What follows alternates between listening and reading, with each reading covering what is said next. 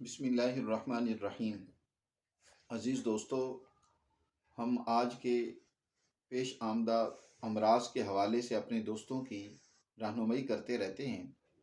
آج کل جو ہمارے کلینک پر جس بیماری کے پیشنٹ اکثر آ رہے ہیں اور دیکھنے میں بھی معاشرے میں بہت زیادہ ہمیں محسوس ہو رہا ہے، اور ہم دیکھ رہے ہیں کہ یہ بیماری دن بدن بہت بڑھتی جا رہی ہے، اور وہ ہے صلعات، جسم کے اندر مختلف حصوں میں گلٹیوں کا بن جانا۔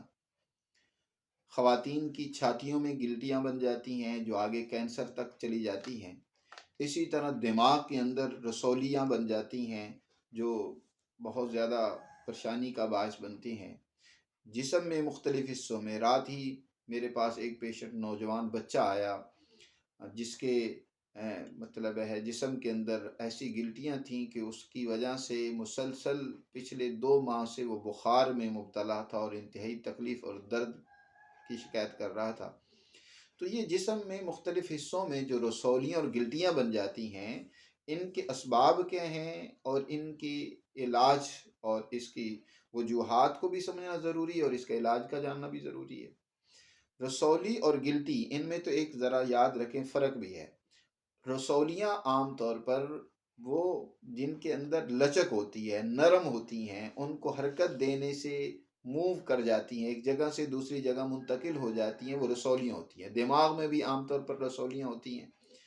یہ رسولیاں جو جسم میں پیدا ہوتی ہیں، ان کے اسباب میں زیادہ تر چاول کا استعمال کثرت سے، ٹھنڈی چیزوں کا استعمال کثرت سے کرنا، یہ اس کا سبب بن جاتا ہے۔ جتنے بھی نشاستہ دار اجزاء پر مشتمل غذائیں آپ زیادہ استعمال کریں گے، چاول خاص طور پر، تو اس کے نتیجے میں یہ گلٹیاں پیدا ہو جاتی ہیں۔ اور جو رسولی ہوتی ہیں، جو گوشت کی ہوتی گلٹیاں جو ہوتی ہیں، جو سخت ہوتی ہیں اور تکلیف بھی زیادہ کرتی ہیں، اور وہ اپنی جگہ چھوڑنے کے لیے تیار نہیں ہوتی، یہ در حقیقت خشکی سردی کی وجہ سے ہوتی ہیں کہ جب جسم کے اندر خشکی سردی حد سے زیادہ بڑھ جاتی ہے تو آپ کی غدود وہ پھولنا شروع ہو جاتے ہیں، اور اس کے نتیجے میں گوشت ایک جگہ پر جمع ہو جاتا ہے، اور خون ایک جگہ پر رک جاتا ہے، اور وہ گلٹی کی شکل اختیار کر لیتا ہے۔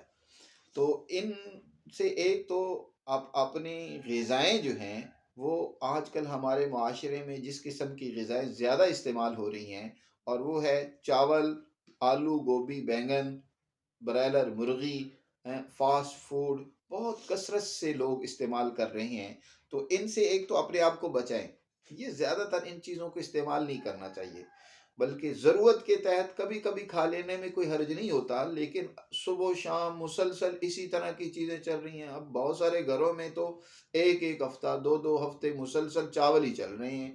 مہمان، پہلے دور کے اندر چاول بنتے تھے جب کوئی مہمان آ جاتا تھا یا عید کا موقع ہوتا تھا تو پھر چاول بنائے جاتے تھے۔